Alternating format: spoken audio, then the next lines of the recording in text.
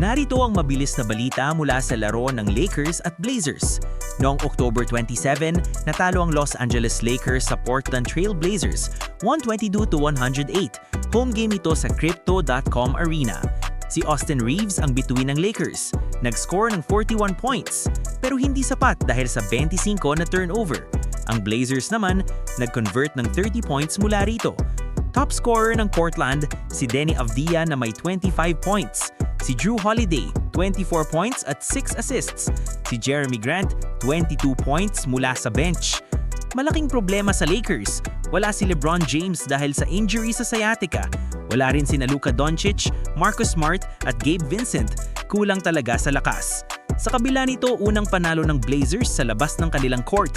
Record nila ngayon, 1 win, 2 losses. Ang Lakers, 2 wins, 2 losses. Susunod na laro ng Lakers, panoorin natin. Sino sa tingin mo ang mananalo sa susunod?